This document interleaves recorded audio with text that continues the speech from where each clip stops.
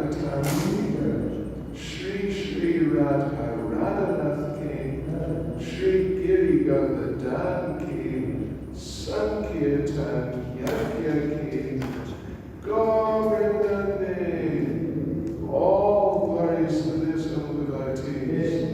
All glories to the assembled devotees. All glories to the assembled devotees. All glories to Sri Guru and Sri Gauranga. All glories to Sri Prabhupada.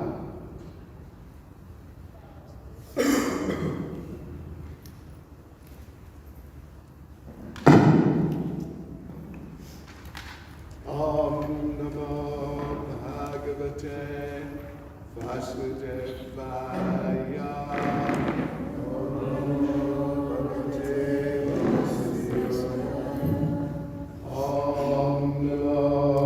Bhagavate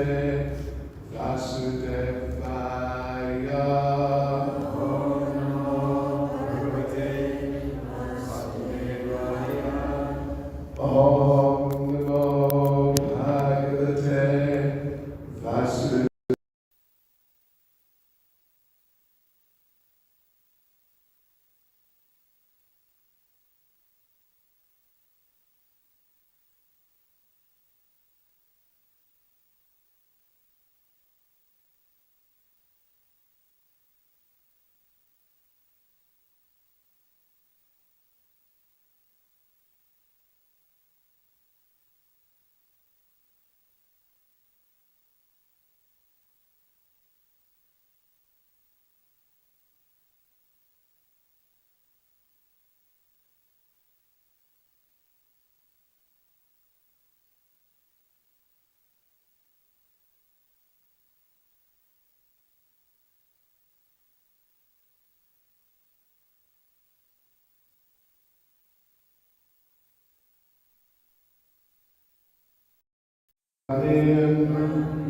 Nama Tat Sutta Kalpa Vatsara Maitreya Vacha Prajapati Duhitara Shishumarasya Vaidrava Upayene Brahmanama Tatsuto Kalpavatsara Maitreya Vacha Prajapati Duhitara Shishumarasya Vaidrava Upayene Brahmanama Tatsuto Kalpavatsara Maitreya Vacha Prajapati Duhitara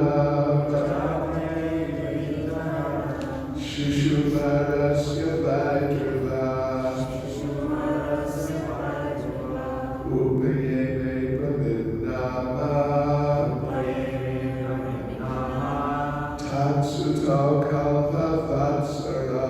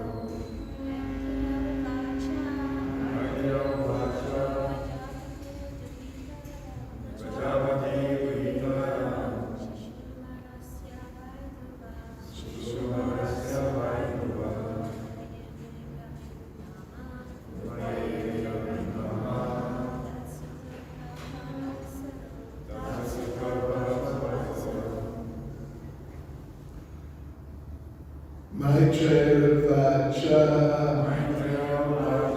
The great sage Maitreya continued. Prajapate of the Prajapati, Duhitaram, daughter, Shishumarasya, of Shishumara, Vai, certainly, Dhruva Maharaj, Tuhayene, married, Brahmi, Nama, named, Tatsutal, her sons, Kalpa, Vatsara. Translation. The great sage Maitreya said, "My dear Vidura, thereafter Dhruva Maharaj married the daughter of Prajapati Shishumara, whose name was Brahmi, and two sons named Kalpa and Vatsara were born of her."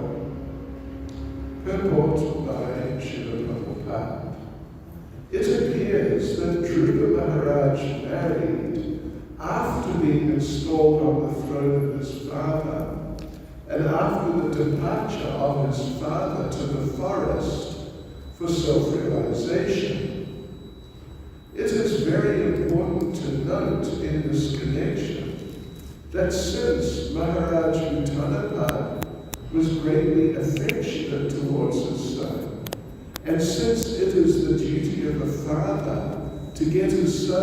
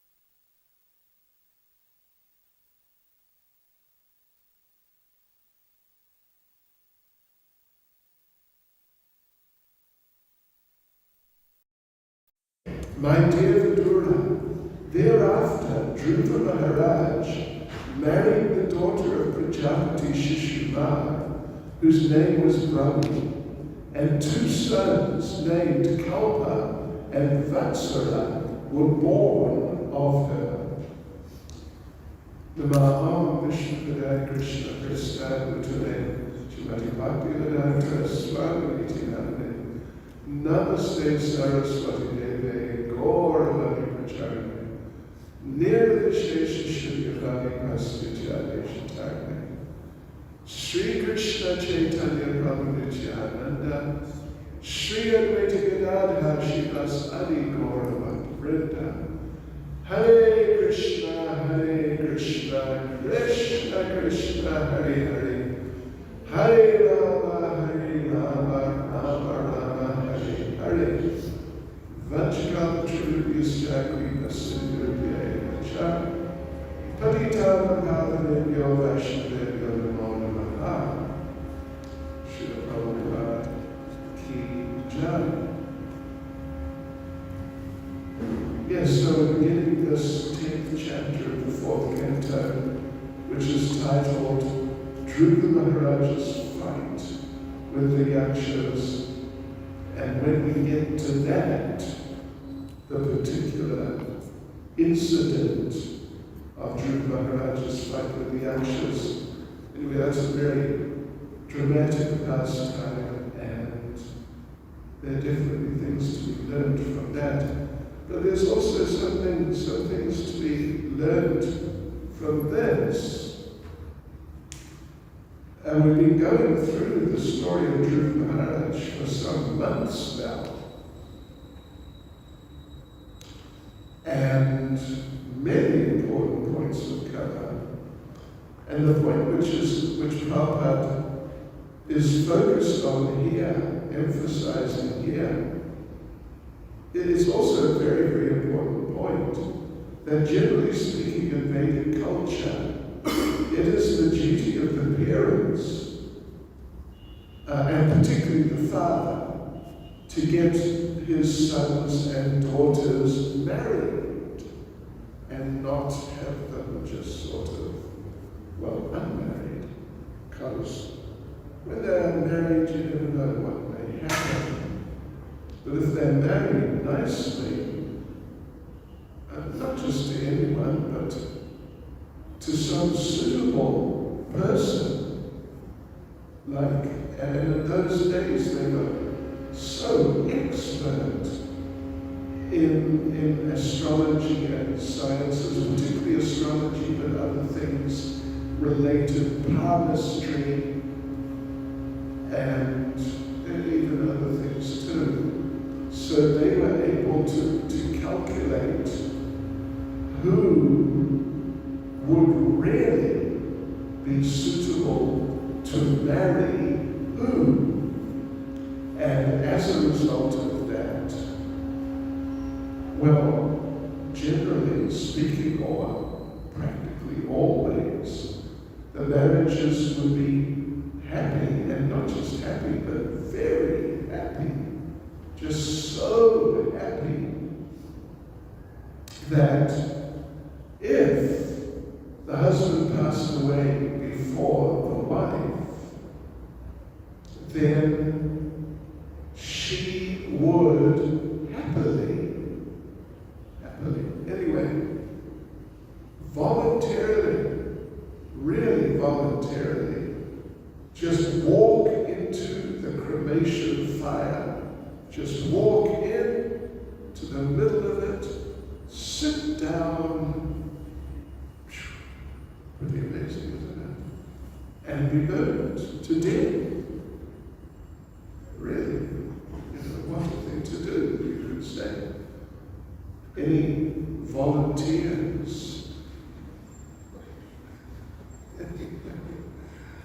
Excuse me for that, but it's just an interesting point. I don't think there are any volunteers at all, or any, really. But that was because the marriages were so extremely happy, because the couples were just so compatible, like practically fully compatible. And yes, so it was like that. Nowadays, of course, people are just more degraded, actually. That's the first problem. People are more degraded, and therefore the people are more degraded, first of all. But second is that you can't find, as far as I'm aware, you actually cannot find anyone like astrologer, that sort of person, or even palmist, these types of people who are really that qualified.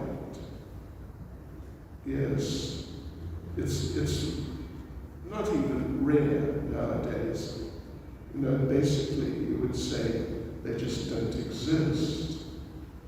And not that nobody doesn't know anything about these things.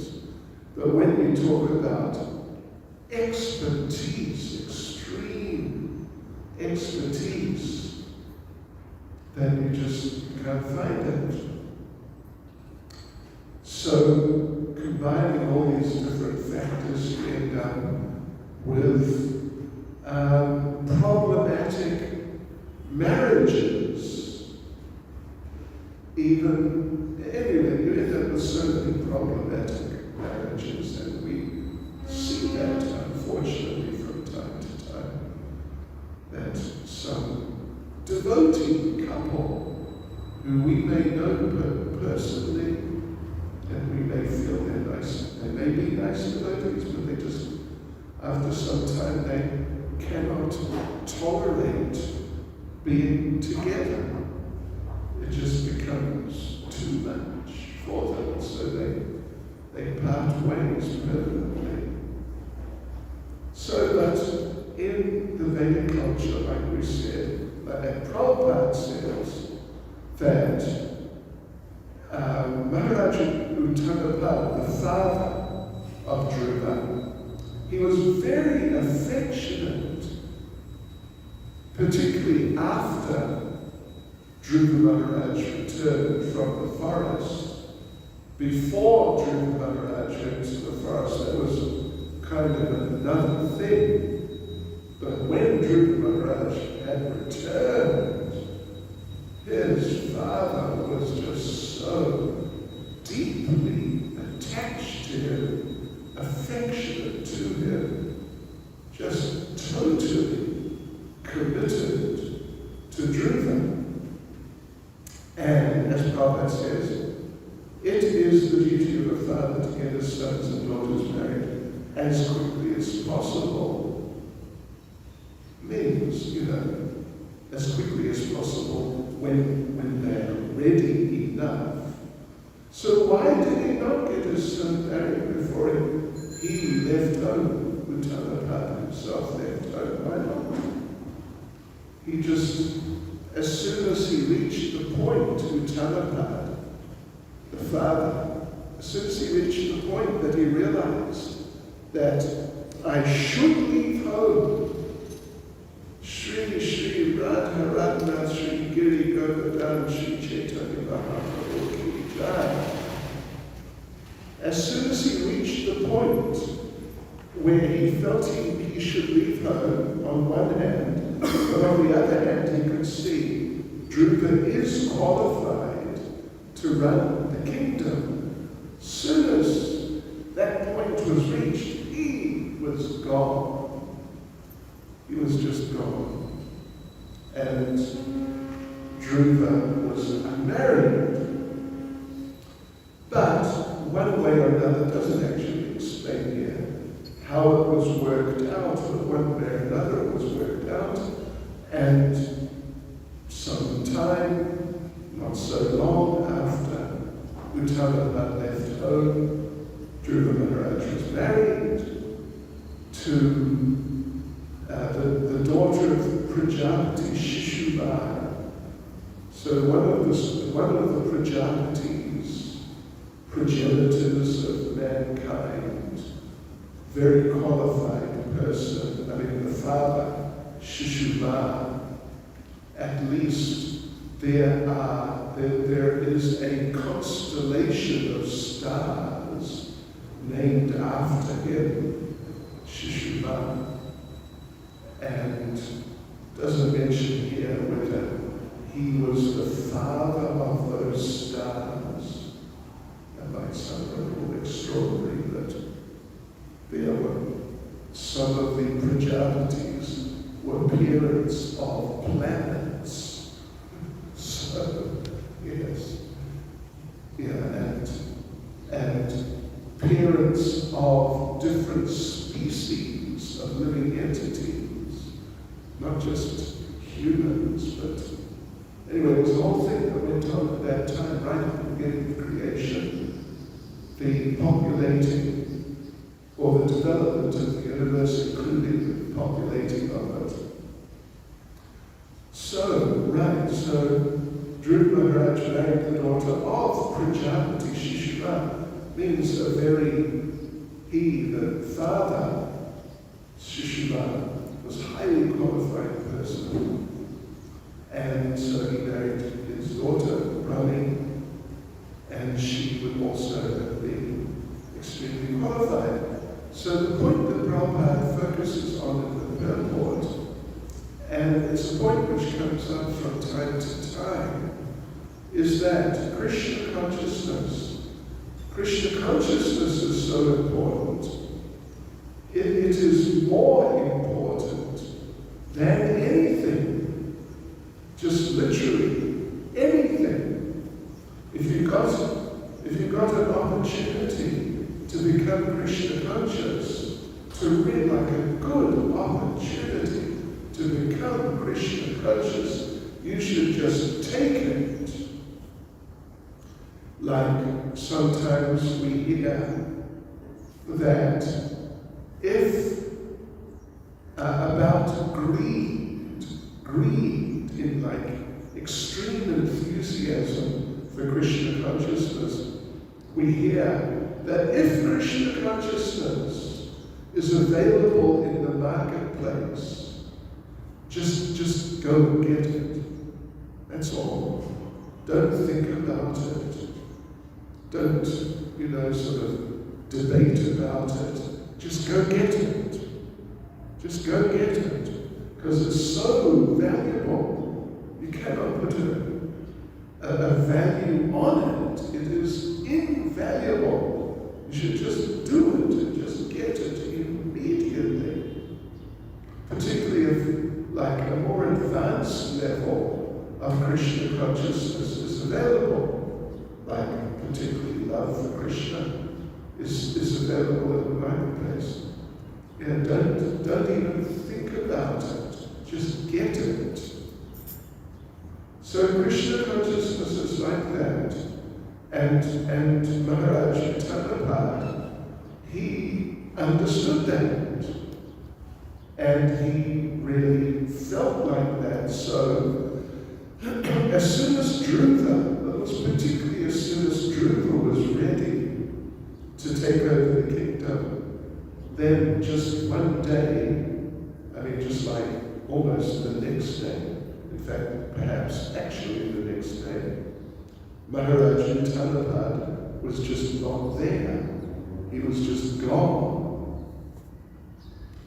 Like it's described about Bharat Maharaj, that when he reached that point, that one day his family members just looked around and realized, hey, he's gone. Where'd he go? What happened? Because he just left during the night.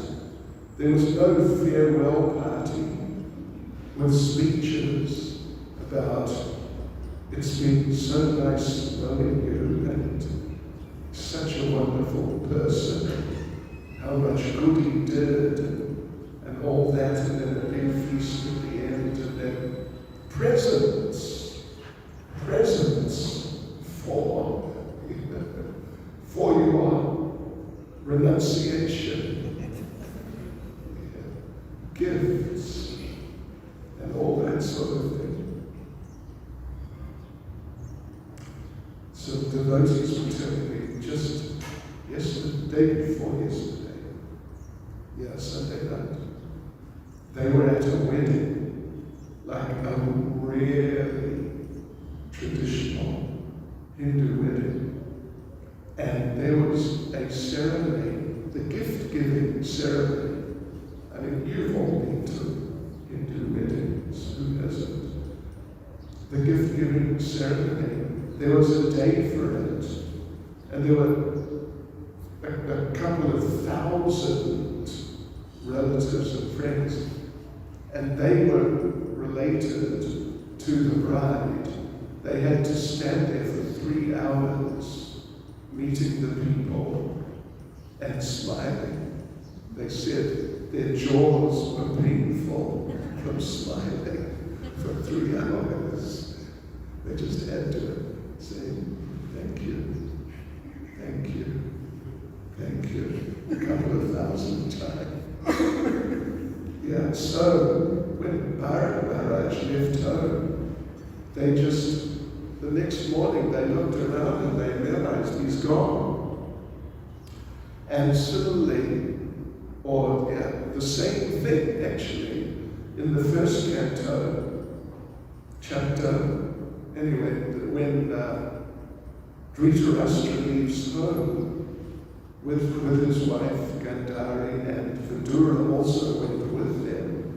When they left home at night, and they didn't tell anyone. And just everyone means the Pandavas. Yudhisthira was the king, and his brothers, and the people of the palace. They woke up the next morning, and they realized they've gone. And Narada Muni suddenly arrived.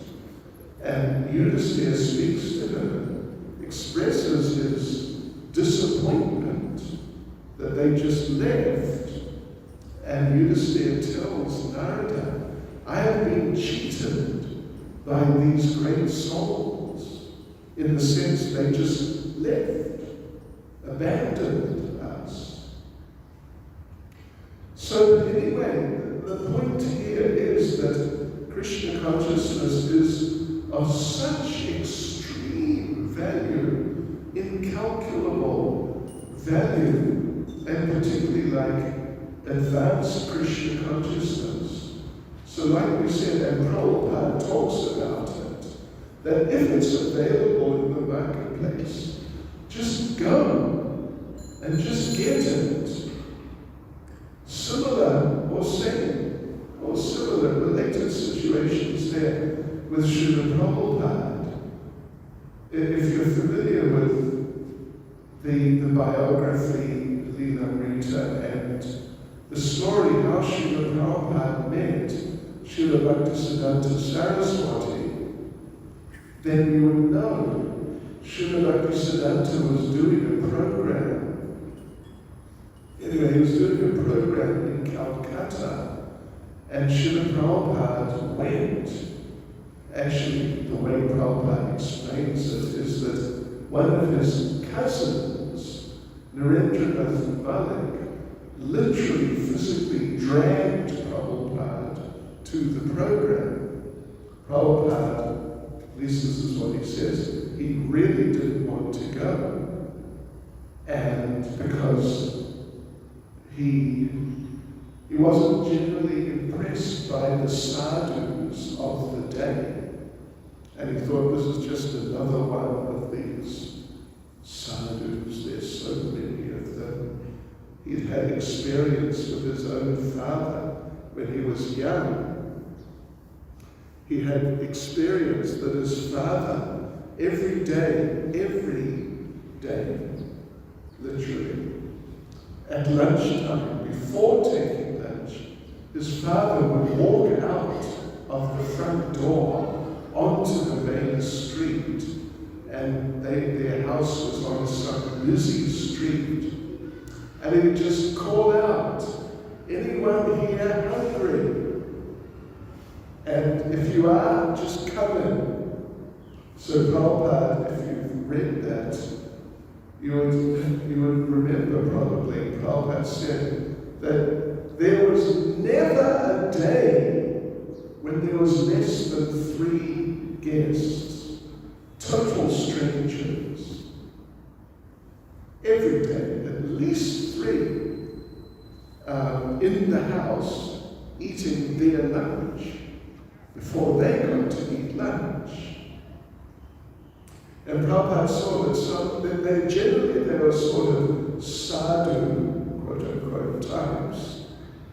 But some of them Prabhupada saw in the morning they go to work dressed in white. In the afternoon, the same person would be dressed in saffron, begging on the street outside their house. Yeah, because, well, supplementary income. You know what it's like nowadays. A lot of devotees work 2 jobs. So supplementary income by dressing up in saffron and going and begging as if you're a sadhu. But Prabhupada saw, this is no sadhu. He's just some working fellow, like some laborer or something, just trying to get some extra money. Of course, another thing that Prabhupada said, just to go back a minute or a few, about the duty of the father, Prabhupada says that he, because he was a father of 4 children, 4 or 5 children, and Prabhupada was not so quick as far as getting his children married was concerned. And as I recall, it was the daughter reached the ripe old age, if I remember correctly, of 12. And she was not married yet. And as I recall, Prabhupada's wife said, if you don't get her married like now, like really soon, I will commit suicide. Wow, look at this. Hare Krishna. Thank you. Hare Krishna. But anyway, Srila Prabhupada, when he first met Srila Bhaktivedanta for the very first time, like we said, I'm sure you all know the story, it's so well known. His cousin more or less, physically dragged him to the program because Srila Prabhupada just didn't feel confident that this sadhu is going to really be worth meeting and hearing from, because surely Prabhupada had other things to do also. So that anyway, when they got there and Srila Prabhupada was listening, he was struck so deeply by the knowledge and the wisdom of Srila Bhaktisiddhanta Saraswati.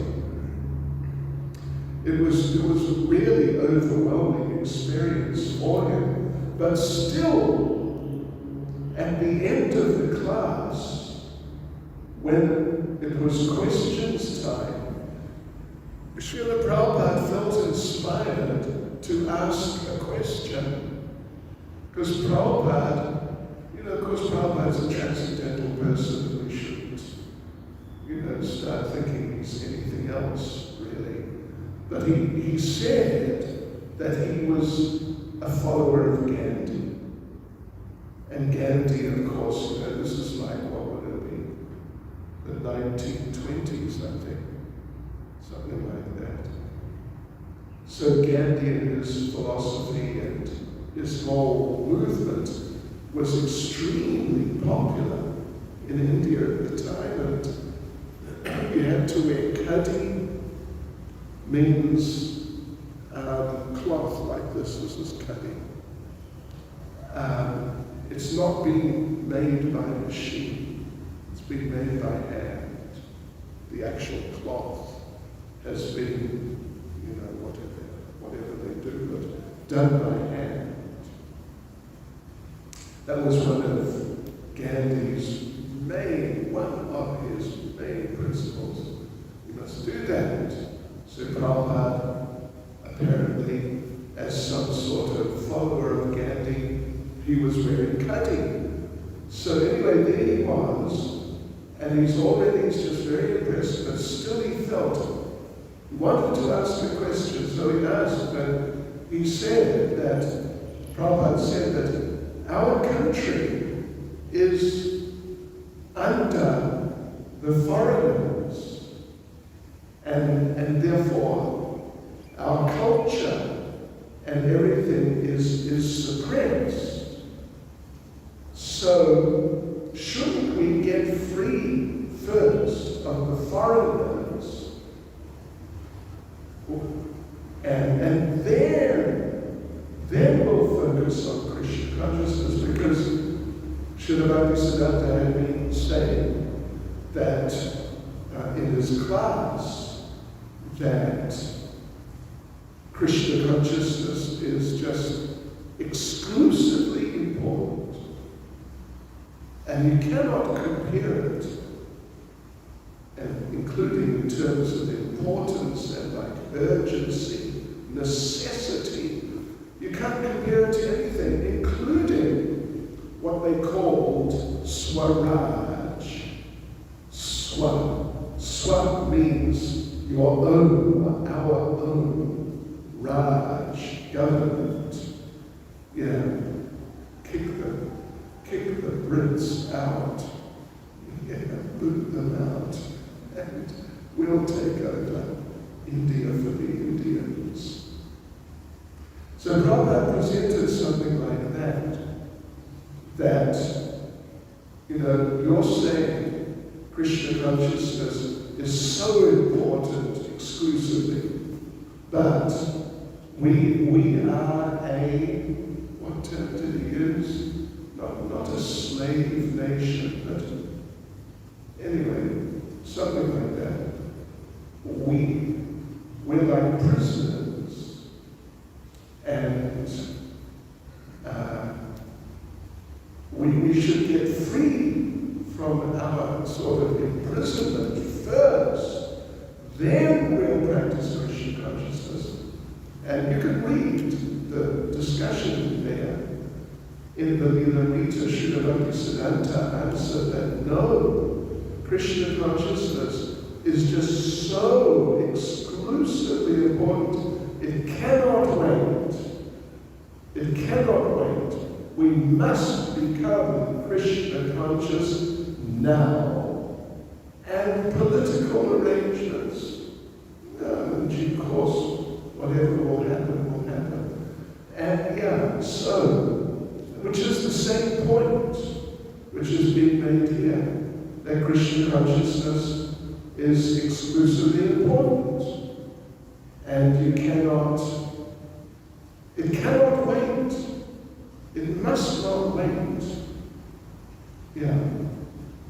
And Srila Bhaktisiddhanta, amongst the sadhus of the day, even the very famous ones of the day, Srila Bhaktisiddhanta was one of the extremely few who accepted that and preached that and practiced that. The rest, the vast majority, just such a vast, we're talking about well into the 90-something%. They were all thinking of the sadhus, even the famous sadhus. They were all thinking, we must get the British out. Then we'll practice our culture and our religion. So the way Srila Bhaktisiddhanta presented that to Srila Prabhupada, his extreme expertise and just genius in presenting things on one hand, and Srila Prabhupada, his sort of readiness on a deeper level within his heart from before, Prabhupada on the spot was convinced. He was just convinced on the spot that that's true. Just go to become Krishna conscious now. And Gandhi and all that, politics, just forget it. So Srila Prabhupada said that he accepted Srila Bhaktisiddhanta as his guru at that time, on the spot. He understood, this is it. This is the person who understands the truth and can give me the truth. Yeah. So that's there. And it's still a fact today. It's still a fact today. I remember, maybe I shouldn't even mention it, but I remember when the ANC first became the government, a few days later, one of the local representatives of the ANC came and visited us right here, in the downstairs, in the office down there, and tried to convince us that we must get behind the ANC and sort of affiliate ourselves, all that sort of thing, because their philosophy is same as ours. And this fellow, he tried his best. I'm happy to say he wasn't successful, but he really tried to convince us, more or less, that we should, ISKCON should join the ANC. Krishna. Oh dear. But anyway, the Krishna consciousness is actually deeply important, and so Uttanapadu understood that. He understood that, particularly when Dhruva returned.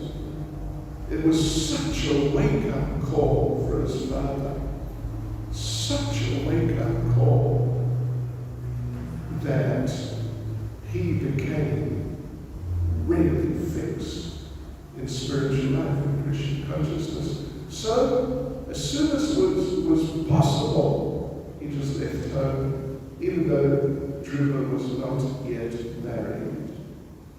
But I'm sure he felt, Prabhupada doesn't actually mention that, but I'm sure he felt, oh, it will happen sooner or later. Because generally these things do happen sooner or later. That people who want to get married or should get married, they do get married by Krishna's arrangement. So anyway, Maharaj Uttanapadu knew very well that to get his son Dhruva Maharaj married was not so important that it should take preference to his going away to the forest for self-realization. Hare Krishna. Any comment or question? We have a microphone.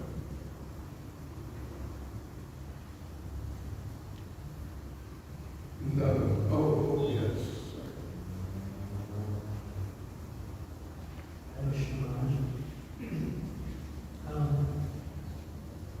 We've seen devotees such as your good self and many other Prabhupada's followers also explore the efficacy of Krishna consciousness.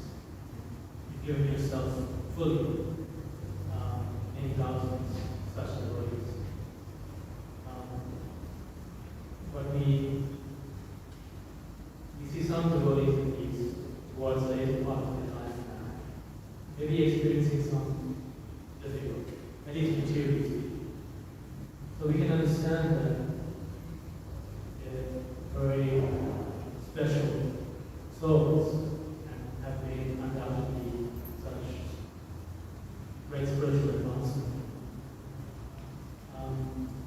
But I guess it's sometimes challenging for others to see. Then they question, well, what was the point? I mean, of course, we know it's totally the point. But for others, they may think, well, you gave your life, you gave your youth, and, well, what do we have now? Now you're struggling.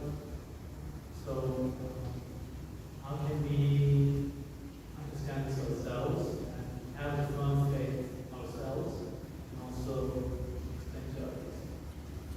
Well, we are not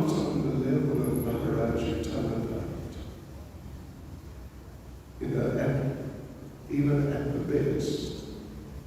We're not on the level of Srila Prabhupada, Srila Bhaktisiddhanta, we're not. But, if we just say that, take a case where this happens. It's not that in all cases it happens. Definitely not. But there are cases that I know a number. I have known a number personally very well. So I was, one point is that whatever efforts were made and service was done when they were actually more at least in that mood of really just being fully absorbed and fully surrendered and fully engaged. There's no loss or diminution. That point is definitely there. That's Bhagavad Gita, chapter 2, verse 14.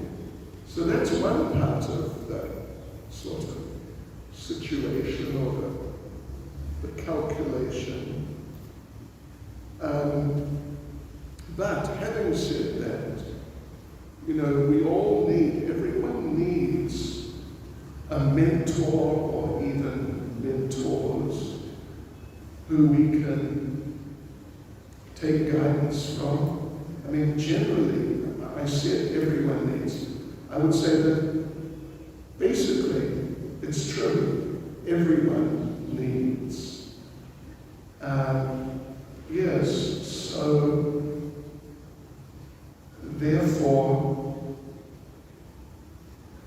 in some of it, because there are many, or however many there were, who they accepted a renounced position and they carried on for some years, even like well into middle age or whatever. I don't know about approaching old age, probably there are cases.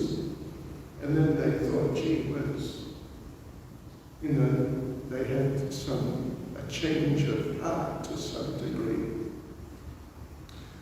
But when Prabhupada was present, there were a lot who felt like that.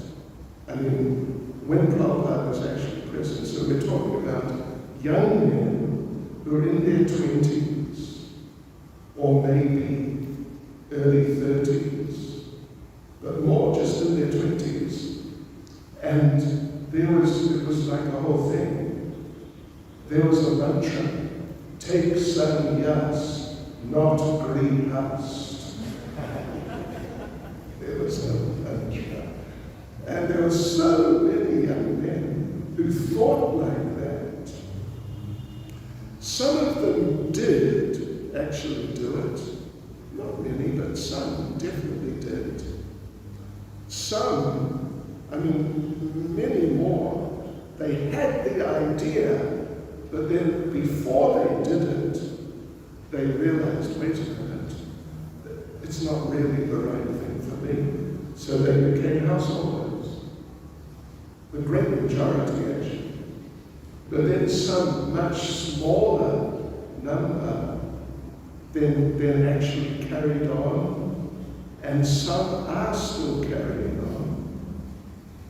But then, like you were saying, there are others who reached a certain point where they're no longer young. Yeah. But they had, they felt they needed to take on a different way of life or different approach to Krishna consciousness, and for them, some of them found it difficult, others, I won't mention any names, but even like some who were householders living in the temple as householders until they're, say, 40-something, and then for whatever reason they move out, but they've got no university degree, they've got no working experience, and now they're 40 got no money because they were just doing devotional service. And some of them felt a bit even resentful, like they got cheated.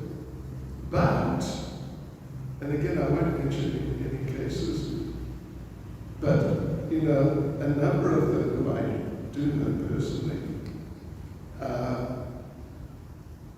because they had done a lot of sankirtan, selling, when they're staying outside with their family, and they got nothing, practically, but they started selling things and became multi-millionaires.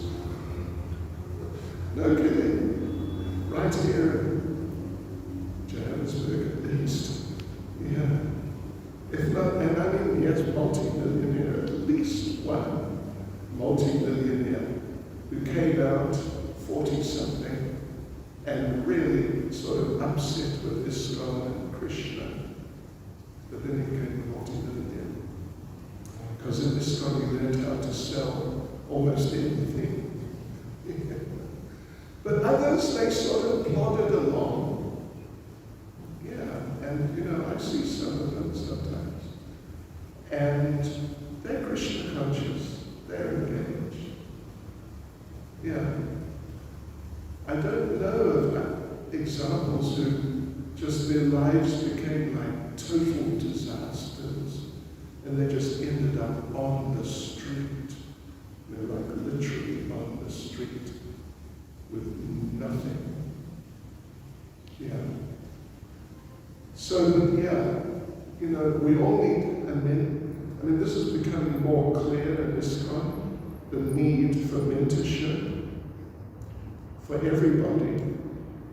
And, you know, when there's good mentorship, then it's less likely that devotees, will go off on some sort of, in some direction in Krishna consciousness. And then later on will feel that, you know, they just made a big mistake and what to do, life has kind of passed them by already. So therefore I would say we need good mentorship. We're getting more and more, and we need more. And that will help devotees from, you know, like particularly prematurely making advanced types of decisions. Yeah, how does that sound? Anyway, these are just some thoughts. But it's definitely a fact that there's no loss on the transcendental level. There's no loss or diminution. Yeah. And in the future, even if it ends up being next lifetime, great mercy will come. Great mercy will come. Yeah. Hare Krishna. Okay. Srila Prabhupada ki jai.